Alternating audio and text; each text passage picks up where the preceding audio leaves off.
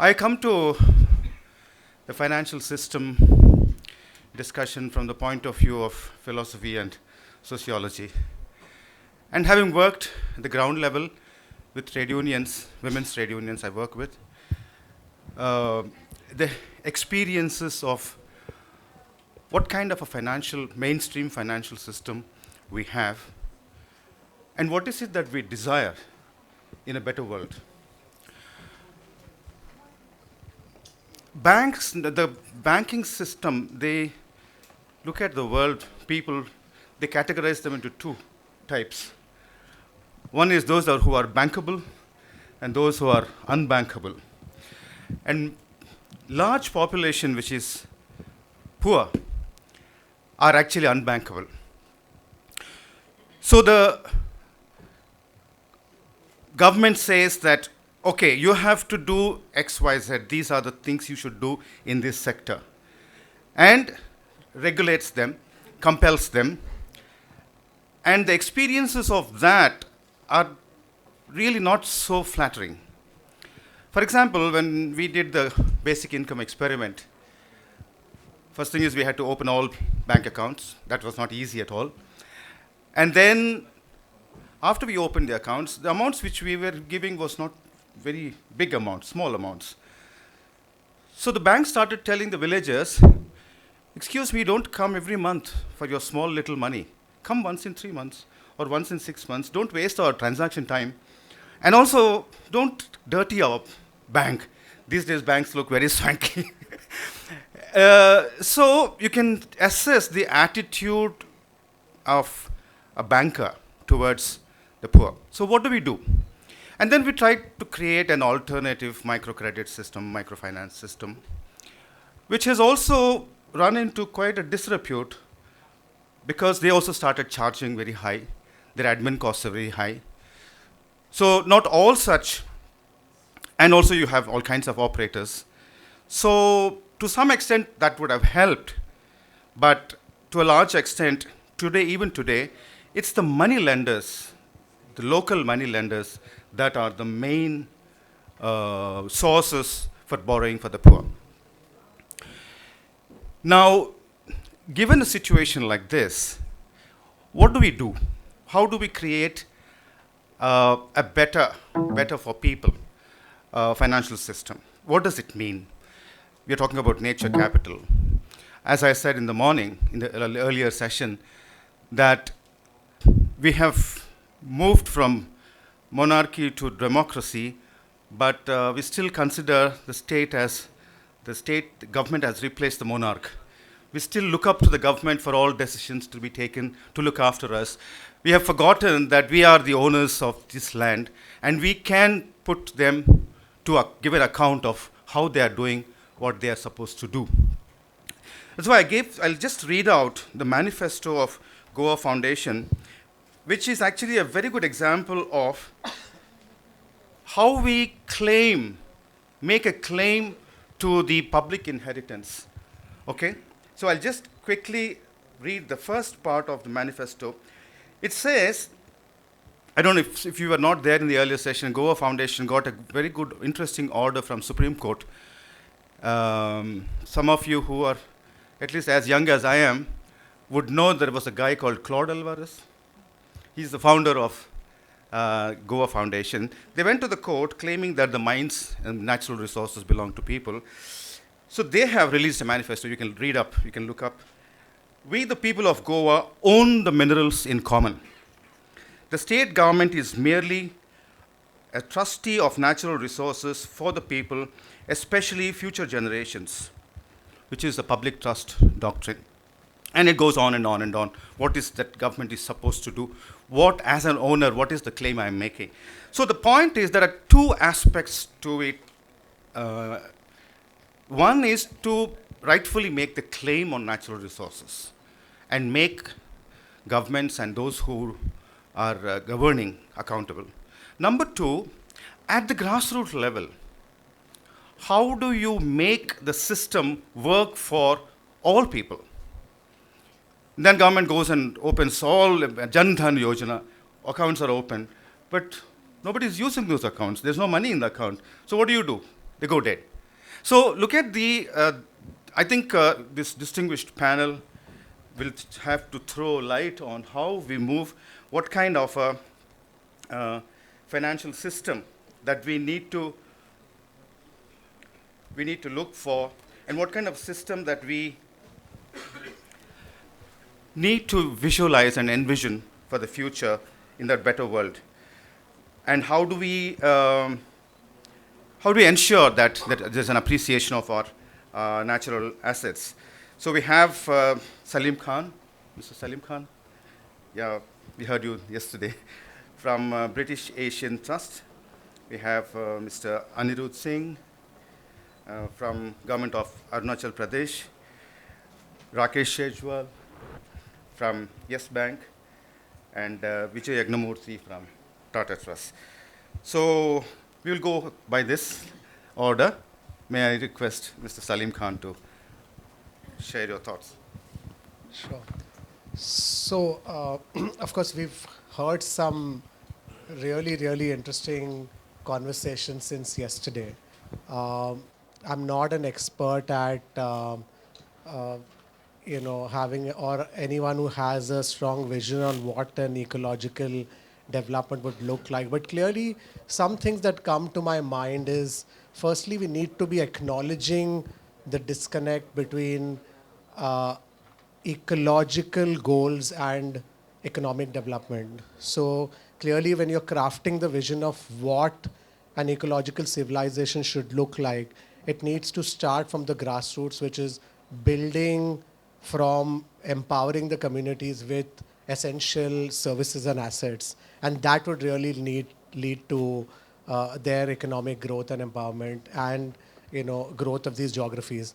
So I actually come from uh, an organization which looks at how innovative finance instruments can be applied towards bringing about economic development at large scale. Because I think traditionally we've been using the traditional grant funding mechanisms to bring about change, but slowly internationally we all are acknowledging the fact that traditional approaches of charity and development are going to bring growth, but at a very slow pace. So clearly, you need to do something really, really disruptive. Couple of questions that you should be asking today. Say the public sector funding, which is there in the system today, or the philanthropic funding. There are big numbers there. Is it being put to best use? Is the government funding being allocated in the best possible way to create the impact that really is the need down there? There's an SDG gap that's staring in our faces, and India is the primary contributor. If I've got the numbers correct, I mean, a $2.7 trillion gap annually, funding gap, which is by 2030, it's going to be $90 trillion. So clearly need to do something which is different, which is innovative, but focuses on bringing large-scale impact. And India is very uniquely positioned, right? We have a CSR Act, the only country which has a 2% mandatory deployment for funding to happen for development work. But all that money that's coming to the table, is that resulting into bridging the SDG gap? Perhaps not. And we are very well placed, right, in India right now. We are showing economic growth. We have a stable government. There is a focus on reforms, and most importantly, there's a development sector which is vibrant, focuses on innovation and collaboration. So clearly, you need to look at innovative finance instruments. We've had some proof of success in the field of education, where we launched the Development Impact Bond, which basically brings funders onto the table with the promise that you will fund outcomes only if they are met, and there's a risk investor that comes to the table. That's only one kind of investment. Yesterday we heard Namita Vikas from Yes Bank talk about how blended finance can be applied to this particular intervention of rural communities to really, allow them access to working capital, for example.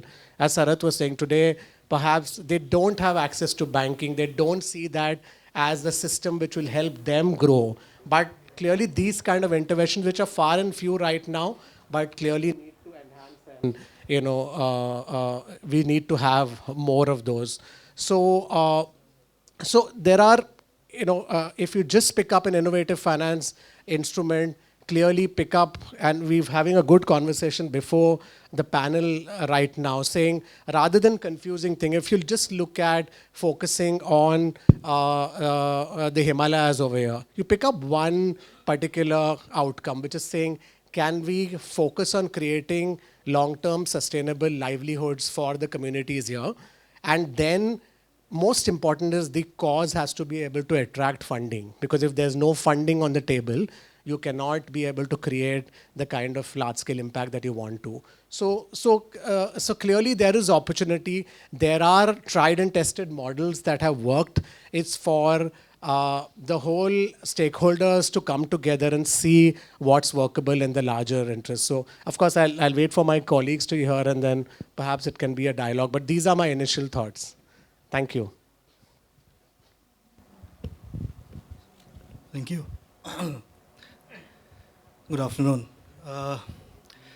With the theme of nature capital, today I here represent the largest nature capital bank. We have 66,000 square kilometers of forest in Arunachal Pradesh. As per data of the World Bank, each hectare of forest contains 690 tons of carbon. So if you do a simple valuation based on this very simplistic model, the valuation of Arunachal forest would be somewhere around 218,000 crores. 218,000 crores, sorry. That's a huge number. And other thing from a financial standpoint which we need to think about is there a correlation between the legacy growth model and forest depletion? I'll just give you a small number. In 2017, the SOR, the state's own resources of Arunachal Pradesh, the collection stood at 700 crores. This year we clocked around 2,000 crores. Huge jump. The forests have depleted by 200 square kilometers. Is there a correlation? Food for thought. Think about it. There is a correlation. If you look at the breakup of the SOR, 70% of the SOR is from indirect taxes. Indirect taxes are collected from consumption. So basically, this 2,000 odd crores has come from consumption. Legacy model of consumption. You can see the impact already. 200 square kilometers of forest have wiped off. This is something we need to think about. As Salim was talking, and we were having a conversation before the panel, innovative instruments have to be thought of. The first thing that we have to realize is that there is an ecological debt. Once you establish there is an ecological debt, then we value the ecological debt. Based on this valuation, people like Salim can come up with very innovative debt instruments, which can be used to fund more sustainable models of growth. One thing which we have to acknowledge is that all communities, all states, all people have a right to grow. Everybody wants a better car, everybody wants a better house, a smartphone. Tribals in Arunachal Pradesh want it. It can't be held against them. Now, if we do not handhold them to acquire all of this or part of it in a more sustainable manner, they will use whatever knowledge they have. And that knowledge is based on seeing what the mainland is doing. Now, what is the mainland doing? Mainland is consuming. That consumption is leading to prosperity. This is what our people are learning, and they are replicating. So, unless we come up with something that is entirely different from the current narrative, unless we are able to somehow connect the future of our coming generations with the current prosperity of the people who dwell in the forests, of the tribals, we will not be able to stop what is happening on the ground right now. And a lot is expected from the government. I represent it in some manner. Sarath spoke about the role of the government. What is the government?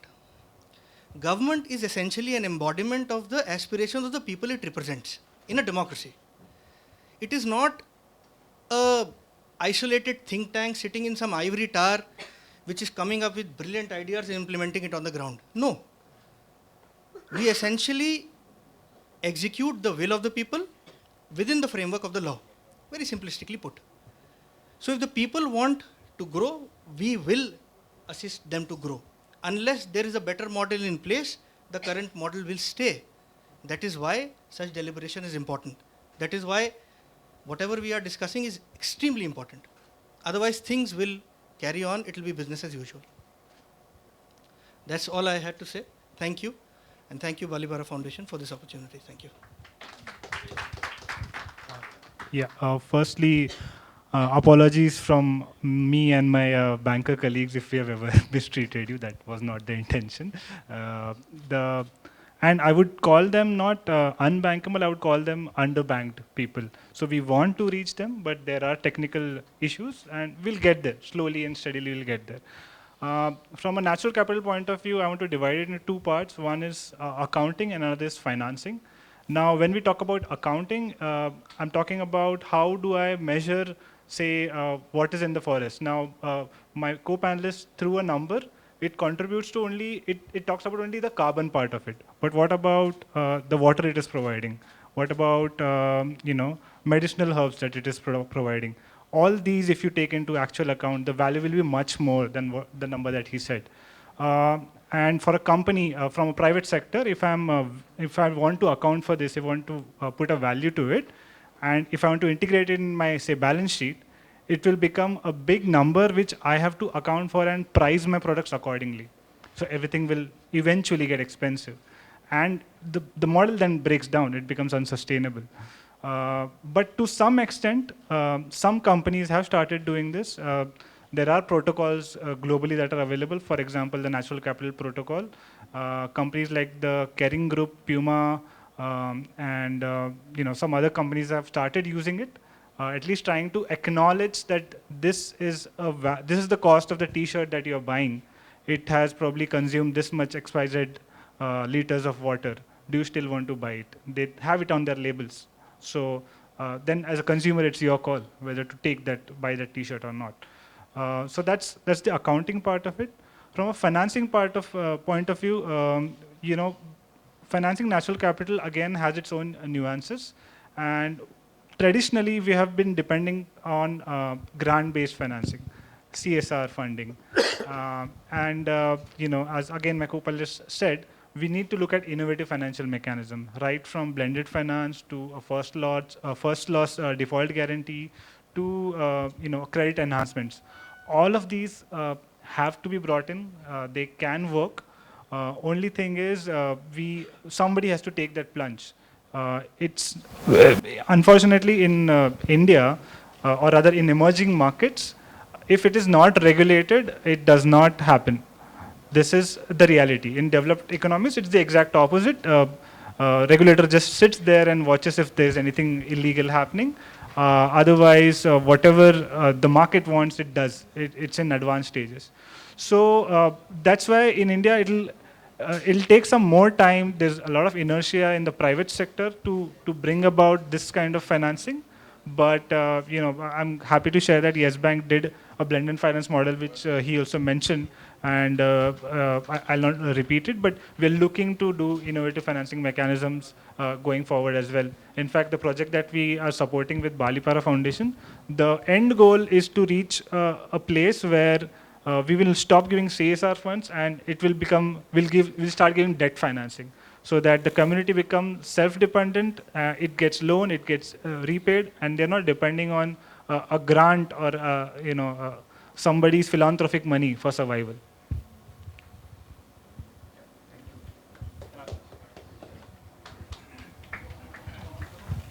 Hi, I'm Vijay from Tata Trust. Thanks, Balipara Foundation and organizers for this.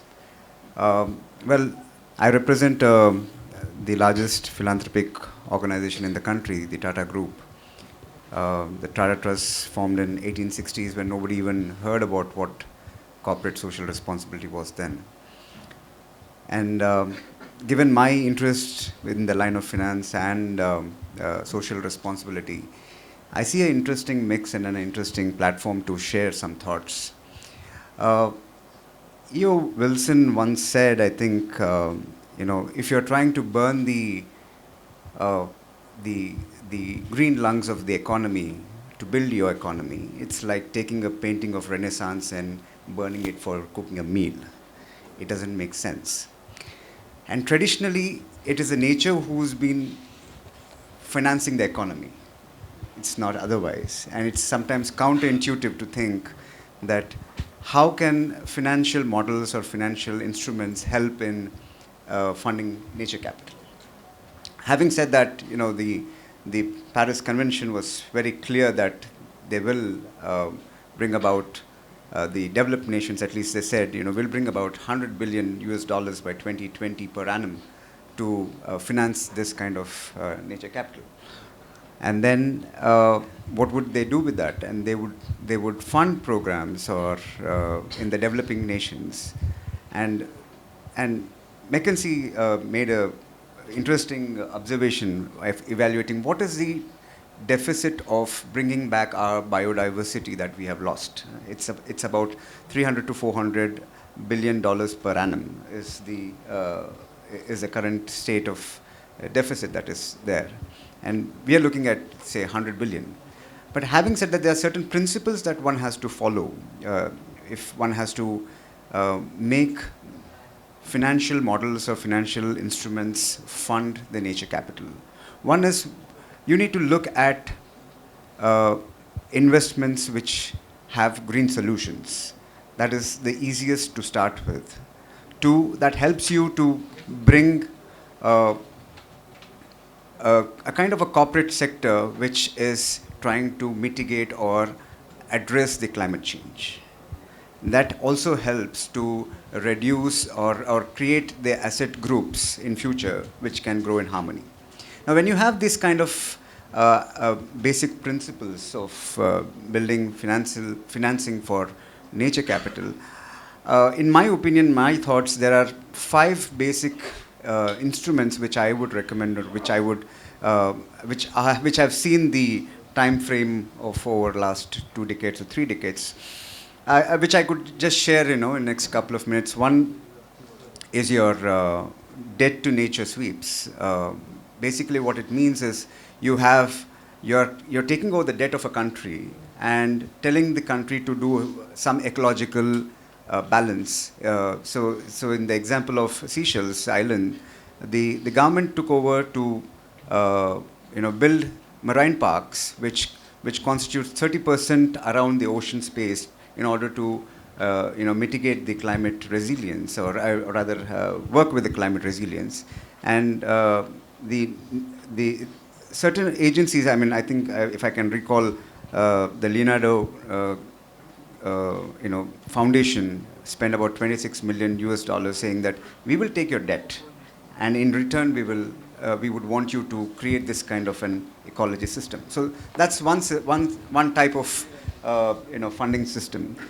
In 1990s, you had a system called as mitigation banking, which led to later on called as the conservation banking. So banking is another tool where you see how you can mitigate. So technically what happens is, and all of these instruments come with their own risks. So let me say that it's not something, it's like a plain vanilla, but it does come with certain risks.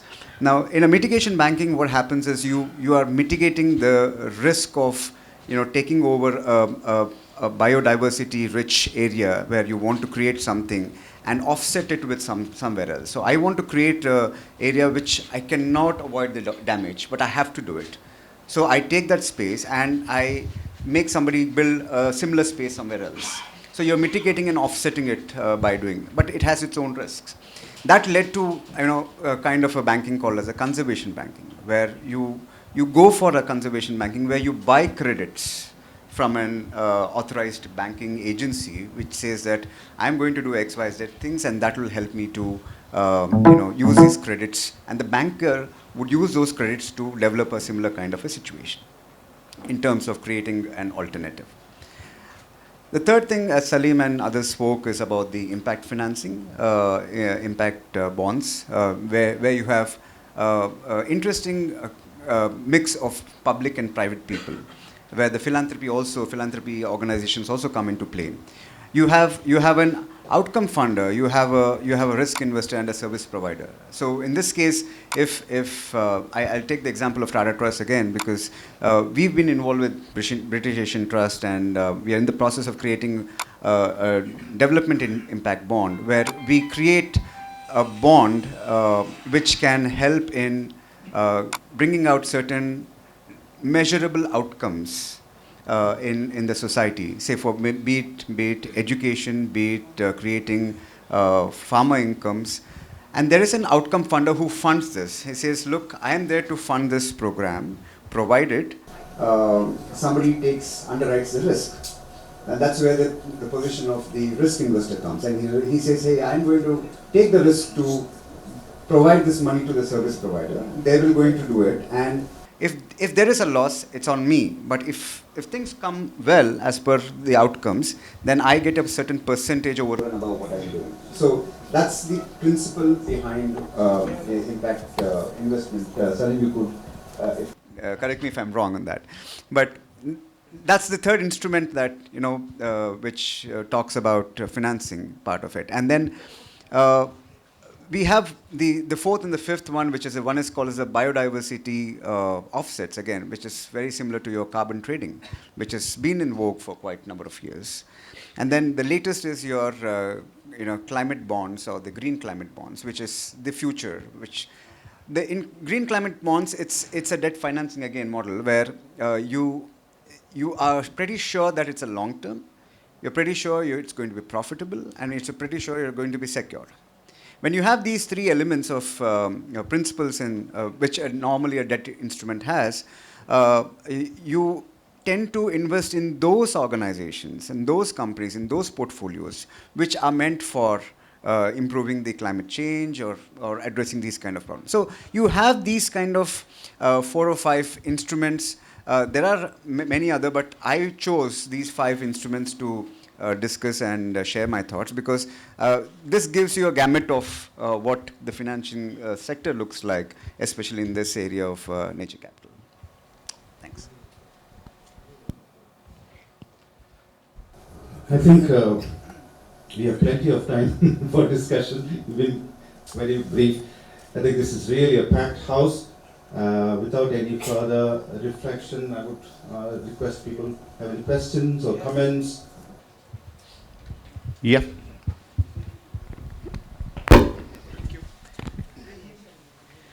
Hi, my name is Sahil. So Salim, to your point, I get why you think blended finance it's a break from grant funding, and so there's opportunity for non-profits or organizations to get more funding for their work. But from a non-profit's point of view, do you think it is like they have more advantage with innovative financial models than grants? Like, simply put, is there any reason for them to prefer those models instead of a direct grant? It's great that you asked this question, and that's the thinking that I'm sure needs to come about, and everybody who's working on the grassroots saying, why should I get into complicated structures like this when I can get a traditional grant funding and just do my work?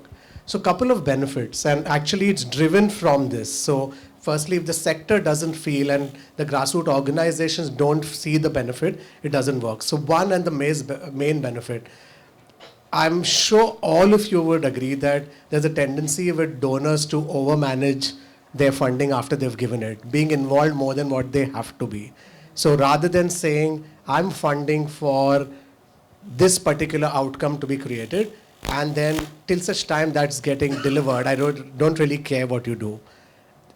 An impact bond kind of a structure provides exactly that. So firstly, it's not easy to make that transition from inputs to outcomes. So like, for example, I don't know what work you do, but I'll give you an education context. So it's saying in a traditional grant funding, if there's a funder who came to the table and said, I'm giving you 50 lakhs of funding, in which I want you to do so many trainings, so many classroom sessions, so many workshops for children, so many this, and the actual output that it has to generate is children have to better in terms of their learning outcomes.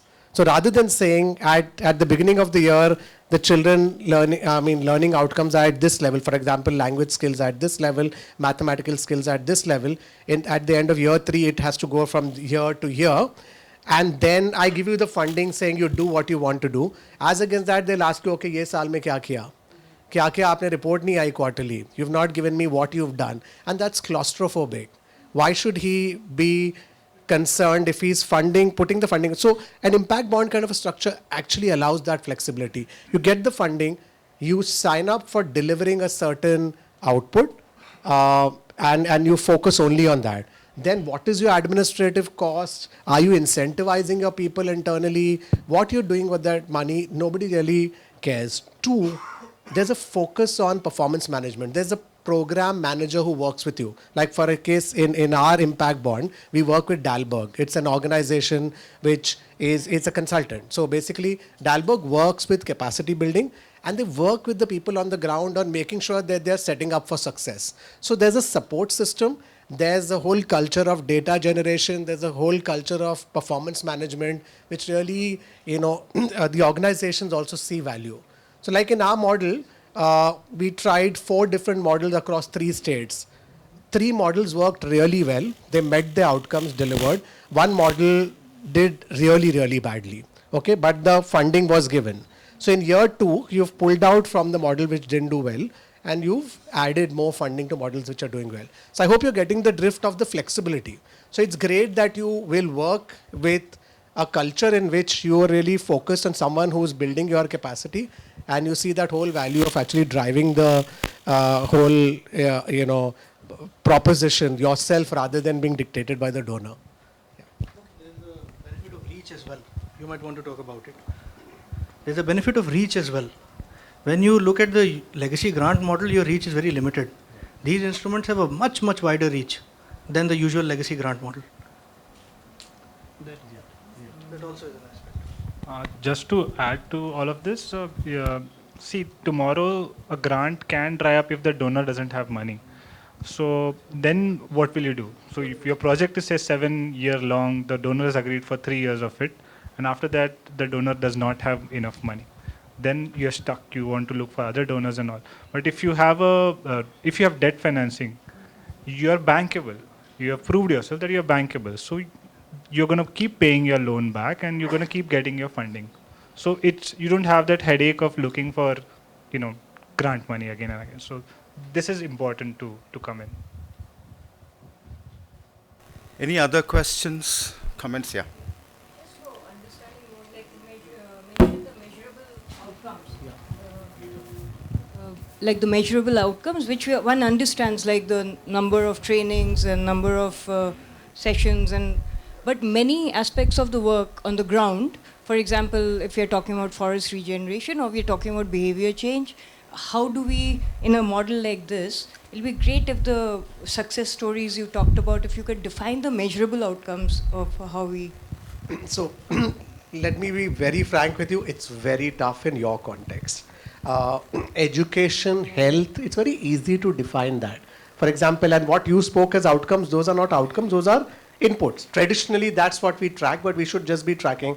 But just some thoughts, and of course, the whole design will require a lot of thinking. It requires experts like you all to come on the table and say what is working, what's not.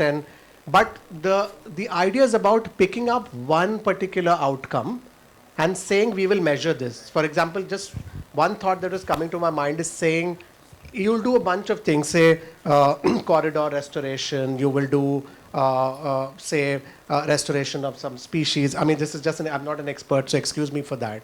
But if all of this, we say we'll track to an outcome which says we want to create sustainable livelihoods for the rural communities in the next 3 years. So right now, for example, you say, and it has to be measurable. How will it be measurable?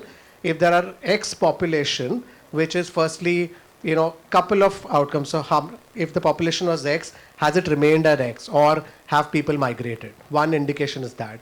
That is an indicator of that there is livelihood which is getting generated. 2, income. Firstly, there was no local income because perhaps the tourism was not boosted, or a bunch of things that you do. So you'll pick up 2 or 3 or 4 interventions which will all lead to tracking is it creating livelihoods for the people of the community? So a bond kind of a structure helps track that, because I'll tell you, you cannot keep it vague, because all of this requires a funder to come and say, I will fund, and another investor who comes and says, I will hedge the risk.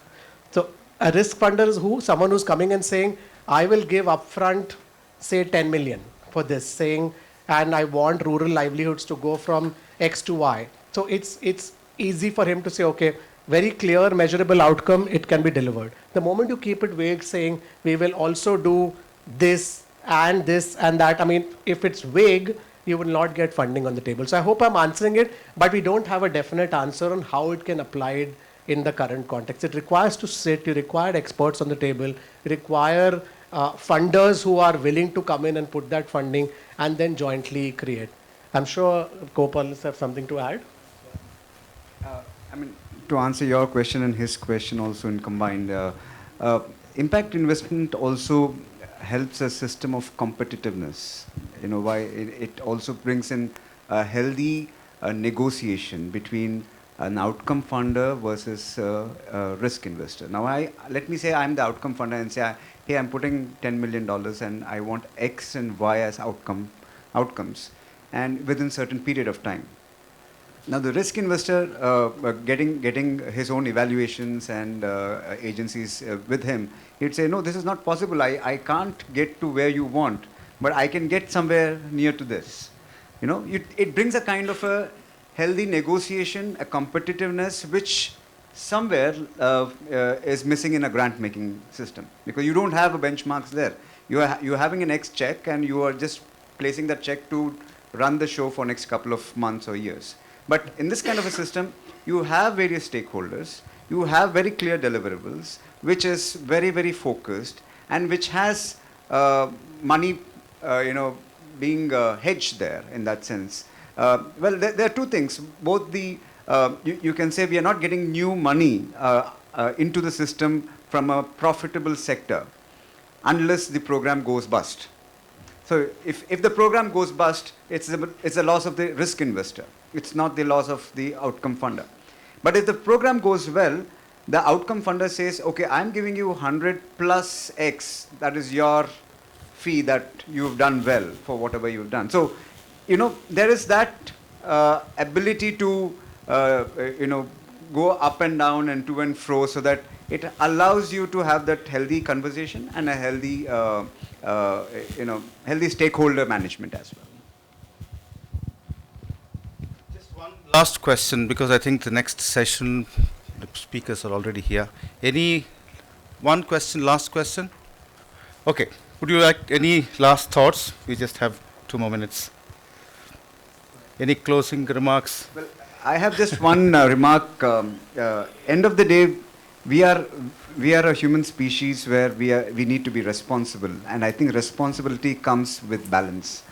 Now, the balance that we need to create when it comes to nature and mechanisms. What is finance? Financing is only a funnel to a catalyst to make these things happen, and that's the balance between greed and hope.